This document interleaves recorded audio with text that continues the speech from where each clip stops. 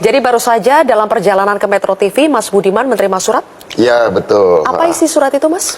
Ya, saya diberhentikan dari keanggotaan saya, partai yang sudah secara formal saya ikuti sejak Desember 2004, kader sebagai anggota PDI Perjuangan. Secara organisasional, tapi ya sebenarnya secara politis dan emosional sebenarnya sudah bahkan sejak kelas 6 SD saya sudah ikut kampanye PDI meskipun tentu saja waktu itu masih kecil ya. Oke, berarti Mas Budiman kaget menerima surat ini, kami tampilkan ya, karena Mas Budiman ini secara eksklusif memberikannya kepada kontroversi Metro TV. Iya. Ini adalah surat yang dibuat oleh DPP PDI Perjuangan. Isinya adalah surat keputusan, menimbang, mengingat, kemudian memerhatikan, dan kemudian memutuskan. Memberikan sanksi organisasi berupa pemecatan kepada Saudara Budiman Sujatmiko dari keanggotaan Partai Demokrasi Indonesia Perjuangan. Betul. Kemudian poin yang kedua, kita lihat lagi. Melarang saudara tersebut pada diktum 1 di atas melakukan kegiatan dan menduduki jabatan apapun yang mengatasnamakan Partai Demokrasi Indonesia Perjuangan. Betul. Ditetapkan di Jakarta tanggalnya hari ini, 24 Agustus 2023, ditandatangani oleh Ketua Umum langsung Megawati Soekarnoputri dan juga Sekjen Hasto Kristianto. Jadi Mas Budiman ketika mendapatkan surat ini, apa respons Mas Budiman? Responsnya tentu saja sebagai salah satu kemungkinan sudah saya perkirakan. Predictable ya? Predictable, tapi tidak sesuatu yang mengejutkan. Dan meskipun memang belum diadakan pemanggilan secara resmi sebelumnya, karena pada waktu saya pernah dipanggil oleh Pak Komarudin Watubun, itu lebih baik panggilan informal, itu pun berbicara soal kunjungan saya ke rumah Pak Prabowo di Jalan Kertanegara pada tanggal 18 Juli.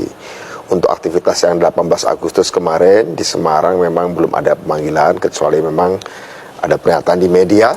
Biasanya harus dipanggilkah untuk dimintai klarifikasi dulu? Setahu saya memang harus ada pemanggilan, tapi mungkin barangkali ini adalah bagian dari keputusan yang menggunakan hak prerogatif Ketua Umum. Ya, saya pikir kalau memang itu atas hak prerogatif Ketua Umum dan memang seperti itu, ya saya pikir tidak ada alasan untuk memperpanjang ini sebagai sebuah proses pemanggilan secara resmi, peringatan, lisan, peringatan tertulis, kemudian pada akhirnya pemecatan.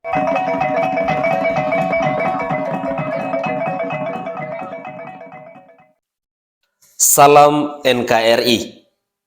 Kalau logika sudah bergeser, lebih baik di skip saja.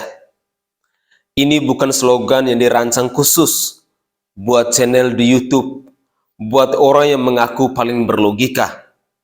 Tapi slogan ini memang sebuah kenyataan bahwa kalau logika sudah bergeser, maka akan semakin ngawur dan akan semakin blunder. Ade Armando yang sering mengklaim sebagai orang yang paling berlogika ternyata saat ini sudah agak bergeser metode logikanya. Dan disinyalir perubahan ini terjadi setelah dia masuk di Partai Solidaritas Indonesia atau PSI.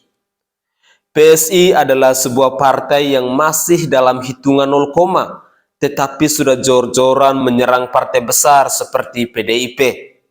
Seolah-olah PSI ini sudah tidak punya potensi perolehan suara, kecuali harus mengambilnya dari PDIP.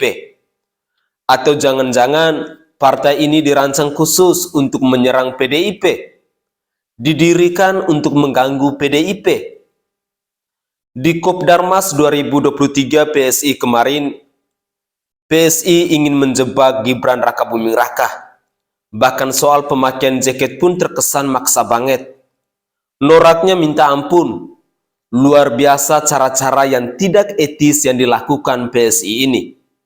Bahkan dalam acara itu, Gibran seperti dirayu dan dikatakan bahwa Gibran ini PSI banget. Tetapi Gibran bukanlah orang yang bergeser logikanya. Tapi Gibran konsisten dan tahu betul apa yang harus dilakukannya. Dan Gibran pun membalas dengan simbol 3 jari, yaitu simbol nomor PDIP. PSI tentunya kecewa berat. Bahkan Saat Budiman Sujatmiko bilang bahwa PSI ini seperti rumah sendiri, Gibran malah menjawabnya, bukan, tapi berkunjung ke rumah teman. Perkataan Gibran Rakabuming Raka ini menohok sekali. Jika diibaratkan dengan olahraga tinju, PSI ini kena serangan uppercut atau serangan langsung yang memotong serangan PSI yang diarahkan ke Gibran Rakabuming Raka. Gibran efektif membuat mereka tak berdaya. Padahal hanya beberapa kata saja, PSI keok semuanya. Itulah kader Banten yang mau dipermainkan dan dijebak oleh mereka yang oportunis ternyata tidak semudah itu. PSI yang dari awal sudah punya niat atau rencana buruk untuk menjebak Gibran Rakabuming Raka, ternyata malah situasinya terbalik. Gibran justru lebih mendapatkan simpatik dan menjadi panggungnya bila dibandingkan dengan PSI itu sendiri. Sungguh kasihan sekali nasib PSI ini. Segala manuver yang sudah dikerahkannya mental semuanya. Mungkin sudah mengeluarkan banyak biaya dan efeknya tidak begitu besar buat PSI. Malah mempermalukan diri sendiri. Dan bisa jadi survei Kompas beberapa waktu yang lalu itu makin menguatkan apa yang terjadi hari ini, bahwa PSI adalah partai yang tidak akan lolos di parlemen bersama beberapa partai lainnya. Survei Kompas itu dilakukan saat masih ada orang-orang yang berkompeten di Partai Solidaritas Indonesia, seperti misalnya Guntur Romli. Namun apa jadinya ketika Prabowo Subianto datang ke PSI dan banyak kadernya yang mengundurkan diri keluar dari PSI? Ini berarti bahwa PSI makin nyungsep. Kalau dulu 0,5%, mungkin setelah ini akan menjadi di bawahnya, yaitu 0,2 atau 0,3%. Paling mentoklah. Kedatangan Prabowo Subianto ke PSI dikira akan membawa keuntungan besar buat PSI. Dan berharap PSI akan semakin digemari oleh banyak orang, khususnya semua pendukung Jokowi. Karena katanya, partai ini menunggu telunjuk Jokowi atau tegak lurus dengan Bapak Presiden Insinyur Haji Joko Widodo ini. Padahal bisa jadi, partai ini adalah partai yang paling oportunis, mudah berubah pendirian, dan itu teruji ketika buru-buru mengumumkan bahwa partai ini mendukung Ganjar Pranowo dan dipasangkan dengan Yeni Wahid. Kini malah menarik dukungan dan katanya akan menyerap ulang aspirasi rakyat. Rakyat yang mana? Partainya saja 0, yang artinya hanya mewakili rakyat segelintir orang saja. Pemecatan Budiman Sujatmiko menarik perhatian salah satu kader PSI yang katanya sangat berlogika, yaitu Ade Armando. Namun selama masuk PSI ternyata logika Ade Armando itu sudah bergeser, dan ia pun menuliskan cuitan, "Wah, kok baper sih?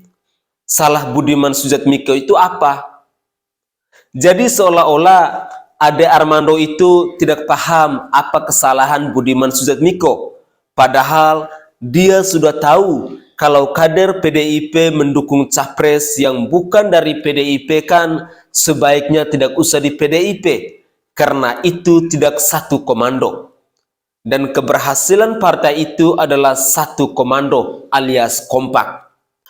Beda halnya partai yang tidak satu komando atau komandonya bergeser logikanya, maka akan semrawut partainya dan akhirnya partainya partai oportunis, partai yang suka mendompleng nama Jokowi dan mau memanfaatkan anak-anak Jokowi.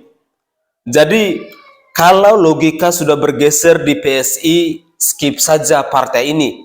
Biar nyungsep aja lah sekalian.